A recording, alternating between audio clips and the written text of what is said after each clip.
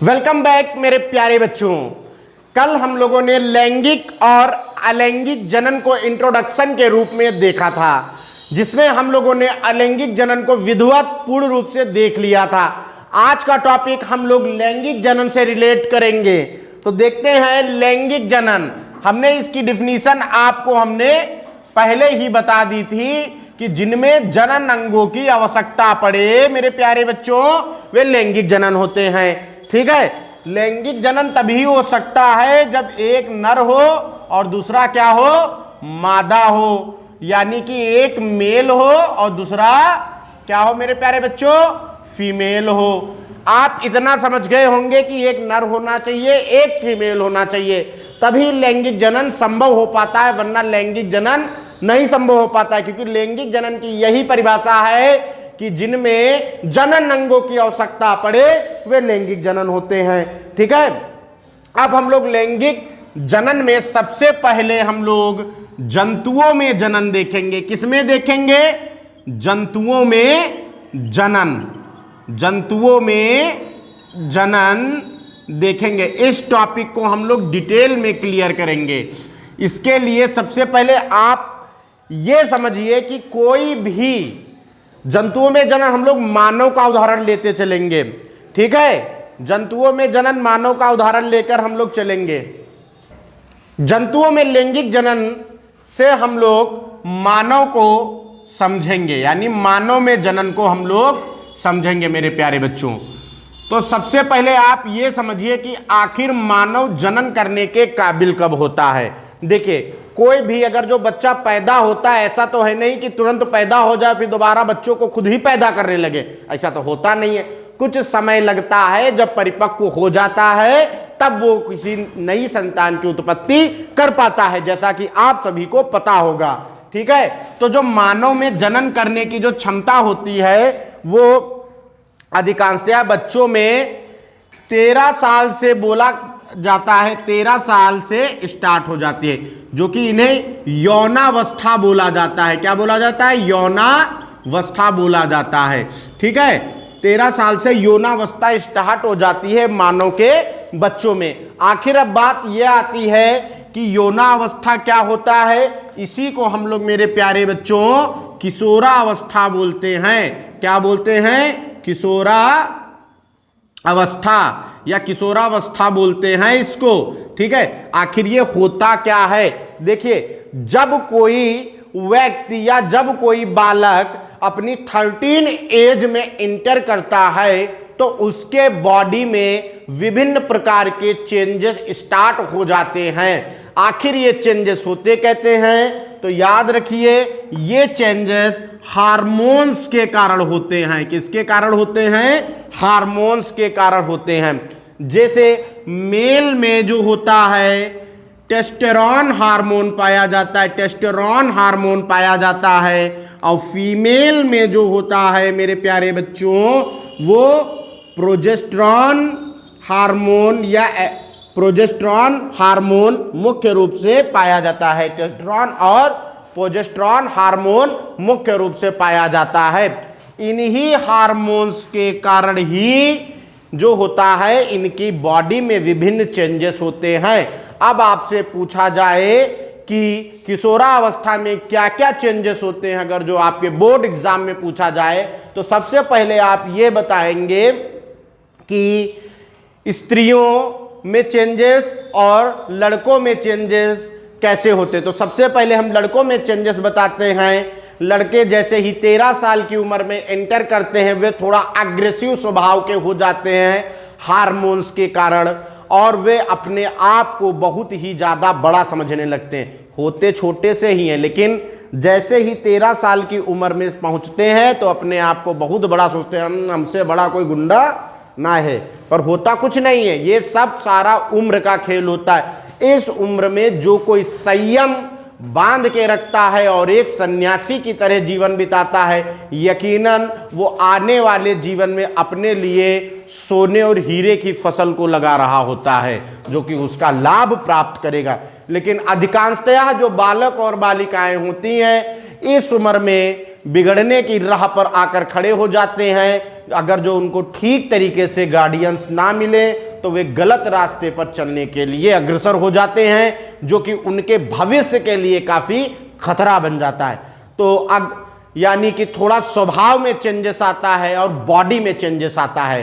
तो बॉडी में चेंजेस क्या आता है, लड़कों में कंधे चौड़े होने लगते हैं और बगलों और प्यूबिक एरिया में हेयर्स आने लगते हैं और उनके जनन अंगों का विकास होने लगता है और उनकी आवाज जो यहां पर ये आपको टेटुआ दिख रहा है ये बड़ा होने लगता है, जिसको साइंस की भाषा में एडम्स एप्पल बोलते हैं। क्या बोलते हैं मेरे प्यारे बच्चों, एडम्स एप्पल बोलते हैं। ये एडम्स एप्पल धीरे धीरे विकसित होने लगता है और उनकी आवाज में भारीपन आने लगता है और तब बोला जाता है कि लड़का बड़ा हो रहा है और दाढ़ी मोछे उनकी आने लगती हैं, दाढ़ी मोछे आने लगती हैं। हाँ, अब फैक्ट नोट करिए एक, देखिए दाढ़ी मोछे आना ये टोटल और टोटल जेनेटिक्स पे डिपेंड भी करता है, याद रखना। यदि आपके पिता के दाढ़ी ठीक तरह से नहीं आती है या फुल दाढ़ी आपके पिता के नहीं आती है और आपको कितना भी आप कोशिश कर ले, चाहे कोई भी तेल खरीद ले जाके दाढ़ी वाला, चाहे कैसे भी दाढ़ी बनवा ले जाके, आपके दाढ़ी पूरी नहीं आएगी। रेयर ऑफ द कंडीशन में 95% चांस होते हैं कि आपकी जो बियर्ड होगी वो आपके फादर पे ही जाएगी। 95 और 5% अगर जो चांस रहते हैं कि हो सकता है ये बियर्ड आपके किसी खानदान में या किसी रिलेटिव में जिससे आपका डीएनए मैच करता हो उसके पर जा सकती है। पर 95% बियर्ड जो होता है, बियर्ड और हेयर यानी कि जो बाल होते हैं, ये 95% जो होते हैं फादर पर जाते हैं जेनेटिक में। ठीक है, तो ये सिर्फ एक धोखा होता है कि ये हम तेल ये लगा लें, तेल वो लगा लें, हमारी दाढ़ी निकल आएगी, घनी दाढ़ी हो जाएगी। ऐसा कुछ नहीं होता है मेरे प्यारे बच्चों। हाँ, तेल लगाने से आपकी दाढ़ी थोड़ी सॉफ्ट हो सकती है पर नहीं निकल सकती। दूसरा भ्रम ये पाले रहते हैं कि जिनके दाढ़ी नहीं आती है वो उस्तरा लगा के अपनी दाढ़ी को बना ले तो उनकी दाढ़ी आने लगती है। ऐसा कुछ नहीं होता है मेरे प्यारे बच्चों। जिनकी दाढ़ी नहीं आती उनकी दाढ़ी नहीं आएगी, उस्तरा लगाने के बाद भी उनकी दाढ़ी नहीं आने वाली है। ठीक है, पर हाँ ये होता है जो आपके रोए होते हैं ये छिल जाते हैं तो हल्के ये रोए क्या होते हैं, मोटे हो जाते हैं, तो लोगों को लगता है कि दाढ़ी आ गई। ऐसा कुछ नहीं होता है, जितने रोए होंगे उतने ही रहेंगे। नई दाढ़ी उस्तरा लगाने से कभी नहीं आती है मेरे प्यारे बच्चों। ठीक है, तो हमने आपको बता दिया कि लड़के में जो होता है यानी बॉयज़ में, हमने आपको बता दिया कि बॉयज़ में क्या क्या चेंजेस होते हैं किशोरावस्था के दौरान। और मैं गर्ल्स में अब मैं चेंजेस बताता हूँ। गर्ल्स में चेंजेस क्या क्या होते हैं, उनकी आवाज़ पतली हो जाती है, उनकी आवाज़ क्या हो जाती है, पतली हो जाती है और उनका चेस्ट एरिया जो होता है ऊपर आने लगता है और उनका कमर वाला एरिया वाइड होने लगता है, चौड़ा होने लगता है। तो ये एरिया इसलिए चौड़ा होता है क्योंकि भविष्य में जब कभी कोई भी गर्ल माँ बनती है तो उनको गर्भ धारण करने में आसानी रहती है, क्योंकि जब भी वो गर्भ धारण करते हैं तो अंदर जो भ्रूण होता है गर्भ के वो धीरे धीरे वृद्धि करके एक शिशु के रूप में बड़ा हो जाता है, जिससे उनको ज़्यादा स्पेस चाहिए। इसीलिए ईश्वर जो होता है उनके नीचे वाले कमर के एरिया को चौड़ा कर देता है ताकि आने वाले समय में जो शिशु हो वो ठीक तरीके से पल सके। ठीक है, इतना आप समझ गए होंगे कि लड़कों में चेंजेस और गर्ल्स में चेंजेस क्या क्या आते हैं। अब आता है कि अगर जो आपसे कोई पूछ ले कि गौड़ लैंगिक लक्षण किसे कहते हैं, गौड़ लैंगिक लक्षण किसे कहते हैं, तो देखिए ऐसे लक्षण जिन लक्षणों से नर या मादा की पहचान आसानी से करी जा सके वे गौड़ लैंगिक लक्षण कहते हैं उन्हें। तो हमने आपको दोनों में चेंजेस बताए, दोनों में लक्षण बताए कि आप दूर से ही किसी लड़के को देखेंगे या किसी लड़की को आप दूर से देखेंगे तो आप तुरंत ही पहचान जाएंगे कि ये लड़का है या लड़की है। कैसे पहचान जाएंगे आप, उसके बॉडी स्ट्रक्चर से ना। ठीक है, तो जो ये लक्षण उनमें दिखाई पड़ते हैं ये सारे के सारे मेरे प्यारे बच्चों क्या होते हैं, गौड़ लैंगिक लक्षण होते हैं। ठीक है, पर ये एक समय आने पर ये लक्षण पता चलते हैं। जैसे मैं आपको बताता हूँ, यदि आप एक पिल्ला लेके आए छोटा सा, ठीक है, आप अपने घर में रखें, आपको ना बताया जाए ये फीमेल है या मेल है, ये कुत्ता है या कुतिया है। और अगर जो आप उसको कैसे पहचानेंगे, बिना हाथ में लिए आप उसको दूर से कैसे पहचानेंगे कि ये कुत्ता है, ये कुतिया है, कैसे पहचानेंगे? जल्दी अपना उत्तर कमेंट में बताइए। और जो कोई सही उत्तर देगा उसको मैं कमेंट में ज़रूर रिप्लाई दूंगा, ठीक है? आप ज़रूर बताइएगा। इतना आप समझ गए होंगे, मैं रिपीट कर देता हूँ। लैंगिक जनन नर मादा होना जरूरी होता है। जंतुओं में जनन में हमने मानव जनन को सबसे पहले चुना है, ठीक है? उसके बाद हमने बॉयज़ में क्या क्या चेंजेस आते हैं किशोरावस्था में मैंने ये बता दिया है, और गर्ल्स में क्या क्या चेंजेस आते हैं मैंने ये बता दिया है, और गौण लैंगिक लक्षण किसे कहते हैं मैंने ये भी बता दिया है। और मेल में टेस्टोस्टेरोन हार्मोन स्रावित होता है, फीमेल में प्रोजेस्टेरोन हार्मोन स्रावित होता है। टूटी फूटी राइटिंग का स्क्रीनशॉट ले लीजिए शॉर्टकट में समझने के लिए, ठीक है मेरे प्यारे बच्चों? अब हम लोग ठीक तरीके से मानव में जनन अंगों की विशेष जानकारी प्राप्त करेंगे। हाँ मेरे प्यारे बच्चों, मानव में लैंगिक जनन हम लोग सबसे पहले नर जनन तंत्र के बारे में सीखेंगे। तो जनन तंत्र क्या होता है? जो जनन करने में जो अंग सहायक होते हैं, उन अंगों का जो पूरा ग्रुप होता है वो जनन तंत्र बनाता है। यानी इन अंगों के बगैर कोई भी नर जनन नहीं कर पाएगा। अगर जो इन अंगों में कुछ गड़बड़ हो गई तो समझ लो भैया कि तुम्हारी पीढ़ी ना बढ़ने वाली है, ठीक है? फिर गड़बड़ हो जाएगा बेटर, है?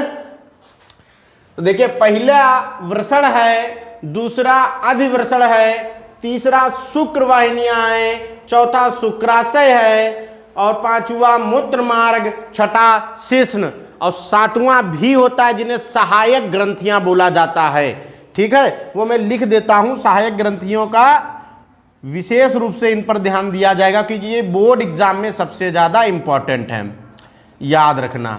एक क्वेश्चन और याद रखना कि शुक्राणु की संरचना ये बोर्ड एग्जाम में आने के लिए तैयार है, याद रखना। शुक्राणु की संरचना मैं इतना पढ़ाने के बाद हो सकता है इसी वीडियो में या अगले वीडियो में मैं इसको चित्र सहित समझाऊंगा। ये आपके 3 नंबर पक्के कर देगा बोर्ड एग्जाम में, ठीक है?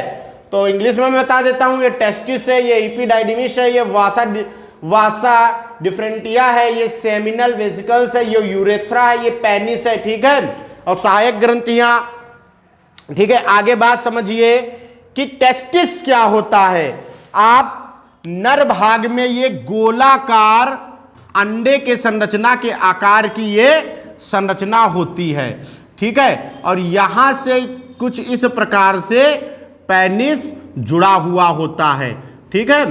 तो ये टेस्टिस होता है, ये हमारा क्या होता है मेरे प्यारे बच्चों? टेस्टिस होता है। इसी के अंदर ही अगर जो हम ये तो टेस्टिस का ऊपरी का आवरण है, अंदर देखिए ये जो गोल गोल होते हैं ये टेस्टिस बोले जाते हैं। अब इनके ऊपर ठीक ऐसे ऐसी संरचना लगी होती है जिन्हें ही अधिवृषण बोला जाता है, याद रखना। जिन्हें क्या बोलते हैं मेरे प्यारे बच्चों? अधिवृषण बोला जाता है। टेस्टिस का काम क्या होता है? टेस्टिस का ही मेन काम होता है, क्योंकि मानव शरीर में नर में जो टेस्टोस्टेरोन हार्मोन स्रावित होता था वो टेस्टिस से ही स्रावित होता था। तभी टेस्टिस और टेस्टोस्टेरोन बोलने में क्या लग रहे थे? एक जैसे लग रहे थे। तो टेस्टोस्टेरोन और टेस्टिस हार्मोन जो होते हैं, सॉरी, टेस्टिस से ही टेस्टोस्टेरोन हार्मोन स्रावित होता है मेरे प्यारे बच्चों, और इसी टेस्टोस्टेरोन हार्मोन से ही आपके बॉडी में चेंजेस आते हैं। तो कभी कभी आप लोगों ने देखा होगा कि कोई लड़का लड़के के ऐसे होता है लेकिन उसके अंदर लड़कियों वाली आदतें आ जाती हैं। तो हंसना नहीं चाहिए, लेकिन मैं इसका साइंटिफिक वे में बता रहा हूं। तो सबसे पहले उनमें टेस्टोस्टेरोन हार्मोन कम स्रावित होने लगता है, या तो उनमें गुणसूत्रों का खेल हो जाता है। 2 मिनट निकाल के मैं आपको गुणसूत्रों के बारे में जानकारी दूंगा, फैक्ट समझ के कॉपी में नोट कर लीजिए। ह्यूमन में जो होता है 46 गुणसूत्र बोले जाते हैं। कितने होते हैं? 46 गुणसूत्र, या 23 पेयर बोले जाते हैं। 23 पेयर बोले जाते हैं, ठीक है? 23 पेयर में जो होते हैं, जो 22 पेयर होते हैं, इन्हें ऑटोसोम बोलते हैं। क्या बोलते हैं मेरे प्यारे बच्चों? ऑटोसोम। हिंदी में इनको बोलते हैं दैहिक गुणसूत्र। और जो 1 पेयर होता है ये क्या होता है, सेक्स क्रोमोसोम। यानी सेक्स क्रोमोसोम होते हैं मेरे प्यारे बच्चों, इनसे ही लिंग निर्धारण होता है, ठीक है। यानी कि बॉय बनता है या गर्ल बनता है, इसको अभी हम आगे में डिटेल में देखेंगे, क्योंकि ये भी एक इम्पॉर्टेंट क्वेश्चन है। लिंग निर्धारण जो है इम्पॉर्टेंट क्वेश्चन है, ये भी हम लोग आने वाले वीडियो में इसको देखेंगे, ठीक है। पूरा चार्ट बनाना हम आपको सिखाएंगे, जिससे आपके 5 नंबर बोर्ड एग्जाम में पक्के हो जाएंगे, ठीक है। अब क्या होता है, लिंग निर्धारण से ही देखते हैं।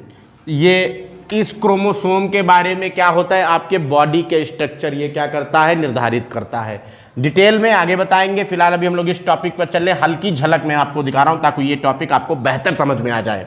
तो जो सेक्स क्रोमोसोम होते हैं, बॉयज़ में XY होते हैं तथा लड़कियों में क्या होता है, XX होते हैं।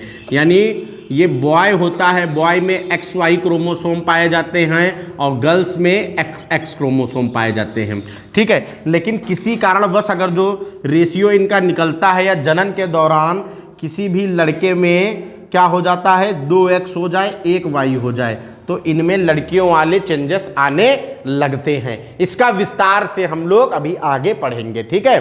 तो हार्मोन के कारण भी हो जाता है मेरे प्यारे बच्चों, और गुणसूत्र के कारण भी हो जाता है। हार्मोन जब कम स्रावित होता है तो उनके दाढ़ी मूछें कम निकलने लगती हैं, और लड़के होने के बावजूद भी उनके विपरीत लिंग के प्रति आकर्षण उनका कम हो जाता है। यानी लड़के होने के बावजूद भी वो लड़कियों में कोई भी फीलिंग नहीं लेते हैं। ये सब उनके हार्मोन्स के कारण होता है, ठीक है मेरे प्यारे बच्चों। तो वृषण के अंदर ही यानी टेस्टिस के अंदर से ही टेस्टोस्टेरोन हार्मोन स्रावित होता है, ठीक है। आप समझ गए होंगे, गोलाकार अंडाकार संरचना होती है जो कि उदर भाग में ये नीचे की तरफ लटकी हुई होती है ह्यूमन में, यानी कि नर में। आगे देखते हैं अधिवृषण क्या होता है मेरे प्यारे बच्चों। ये हल्का सा गोलाकार चने के आकार का, ठीक है, चने से हल्का बड़ा टेस्टिस के ऊपर एक उभरी हुई संरचना होती है, जिसे क्या कहते हैं, टेस्टिस करती हैं, सॉरी अधिवृषण कहते हैं, एपिडिडीमिस कहते हैं, ठीक है। ये गोलाकार अंडाकार जो होती है संरचना मटर के दाने के आकार की, ये वृषण के ऊपर लगी हुई उभरी हुई होती है, ठीक है। इसी में ही शुक्राणुओं का परिपक्वन होता है और शुक्राणुओं को एनर्जी मिलती है, जिससे जब निषेचन प्रक्रिया के दौरान शुक्राणु वजाइना में गति कर सके और अपने लक्ष्य तक पहुंच सके, यानी कि अंडाणु तक पहुंच सके। कहने का तात्पर्य यह है कि इसी में ही शुक्राणुओं का परिपक्वन होता है, अधिवृषण में ही शुक्राणुओं का परिपक्वन होता है। ये क्या होता है, ये वृषण के ऊपर अंडाकार गोलाकार मटर के दाने के आकार की संरचना लगी हुई होती है। इतना आप लिख देंगे। अगला आता है शुक्रवाहिनियां क्या होती हैं मेरे प्यारे बच्चों। तो शुक्राशय में पहुंचते हैं, यानी कि शुक्रवाहिनियों के द्वारा शुक्राणु जो होते हैं, शुक्रवाहिनियों के द्वारा जो हमारे शुक्राणु होते हैं वो कहाँ पहुंच जाते हैं, डायरेक्ट शुक्राशय में पहुंच जाते हैं। इतना ही पॉइंट आप बोर्ड में लिखेंगे, ज़्यादा लंबा खींचने की हमें आवश्यकता नहीं है। अगर जो ज़्यादा लंबा करेंगे तो बहुत लंबा होता चला जाएगा, पूरा 2-3 पन्ना भर जाएगा इसमें डिटेलिंग में, ठीक है। लेकिन अब बात आती है शुक्राशय क्या है।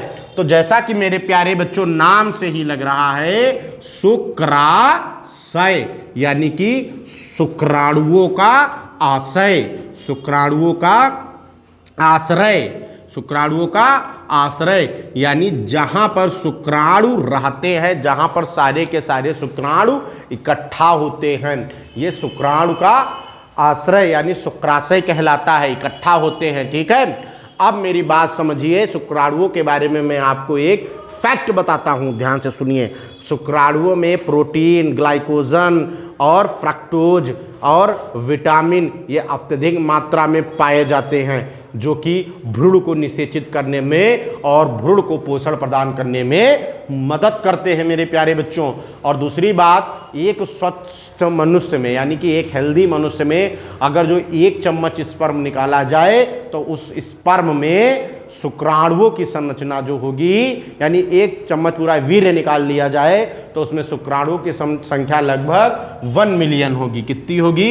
1 मिलियन से ज़्यादा ही होगी। 1 मिलियन का मतलब मेरे प्यारे बच्चों 10 लाख जो होगी पूरी, ठीक है। और यानी अब समझिए, शुक्राणु जब निकलता है तो शुक्राणु के साथ में एक वाइट पानी के ऐसा पदार्थ होता है, तो वो वीर्य का भाग होता है, ना कि वो उसके अंदर शुक्राणु होते हैं। ठीक है, शुक्राणु उस वाइट वाइट पार्ट के अंदर तैरते रहते हैं। आखिर वो वाइट वाइट वाला पार्ट शुक्राणु के यानी वीर्य के साथ क्यों निकलता है? इसलिए वो वाइट वाला पार्ट निकलता है क्योंकि उनमें शुक्राणु को तैरने में आसानी रहती है। और जब भी ये वजाइना में जाते हैं तो इनको तैरने में क्या करती हैं? मदद देता है ये वाइट वाला पार्ट, और शुक्राणुओं को ये पोषण प्रदान करता रहता है और लसलसा बनाए रखता है। आई होप आपको मेरे प्यारे बच्चों इतना समझ में आ गया होगा। अब हम लोग शुक्राशय को समझ गए हैं, अब हम लोग मूत्र मार्ग जानेंगे। तो जानते हैं कि मान लेते हैं ये किसी बॉयज़ का ये मूत्र मार्ग है, यानी ये पेनिस इसको हम बना देते हैं। ठीक है, नॉर्मल तरीके से इसको हम पेनिस बना देते हैं। तो इनमें जो ये नलियाँ होती हैं, ठीक है, ये जो नली होती है, ये नली जो होती है, ये नली, इस नली के द्वारा ही टॉयलेट स्रावित होती है, यानी मूत्र स्रावित होता है। एक याद रखना मेरे प्यारे बच्चों, इसी से टॉयलेट भी स्रावित होगा और इसी से ही शुक्राणु भी स्रावित होंगे। यानी आप शुक्राणु को निषेचित करते समय आप कभी भी टॉयलेट नहीं कर सकते हैं, और टॉयलेट करते समय आप कभी भी शुक्राणुओं को निषेचित नहीं कर सकते हैं। याद रखना ये कि पूरा का पूरा पेनिस एक नसों का जाल होता है। ठीक है, इसीलिए पेनिस को अगर जो ठीक तरीके से इंटर ना कराया जाए या इसके साथ कोई छेड़छाड़ करी जाए पेनिस के साथ या टेस्टिस के साथ में, तो मनुष्य काफ़ी गंभीर स्थिति में आ जाता है और वो जनन ना करने के कगार पर पहुंच जाता है। इसीलिए ये किसी भी नर के सेंसिटिव पार्ट होते हैं, किसी भी नर के ये सेंसिटिव पार्ट बोले जाते हैं। अब आता है सेशन। तो आप जानते हैं ये बेलनाकार लंबाकार एक संरचना का होता है जो कि ये निषेचन की प्रक्रिया के दौरान वजाइना के अंदर इंटर करता है। ठीक है, ताकि शुक्राणु को ठीक तरीके से इंजेक्ट वजाइना में किया जा सके। अगला आता है सहायक ग्रंथियाँ। सहायक ग्रंथियाँ हमने आपको अभी नहीं बताई हैं। सहायक ग्रंथियाँ हम आपको नेक्स्ट पार्ट में विशेष रूप से बताएंगे। तब तक आप स्वस्थ रहें, अच्छे रहें और हमारे चैनल को सब्सक्राइब करिए। अगर जो आप मेरे प्यारे बच्चों इस चैनल पर नए आए हैं तो प्लीज़ चैनल को सब्सक्राइब कर दीजिए, वीडियो को लाइक कर दीजिए, और हाँ, ये कमेंट करके ज़रूर बताइए कि आप किस जगह से इस वीडियो को देख रहे हैं, और अपना प्यार और सपोर्ट जिस तरीके से आप अभी तक बनाए हुए हैं वैसा प्यार और सपोर्ट बनाए रखिए। और अगर जो कोई भी इस टॉपिक में अगर जो आपको दिक्कत होती है तो आप कमेंट में मुझसे पूछ सकते हैं, हम आपका जवाब उस कमेंट में ज़रूर देंगे। तो यानी सहायक ग्रंथियों के बारे में हम लोग कल विधिवत सीखेंगे, यानी पार्ट 3 में। ये हमारा पार्ट 2 था जी, पार्ट 2 था। अगर जो पार्ट 1 आपने नहीं देखा है मेरे प्यारे बच्चों तो जाइए, मैं लिंक डिस्क्रिप्शन में दे रहा हूँ और पार्ट 1 पहले देख लीजिए जाके। थैंक यू सो मच मेरे प्यारे बच्चों।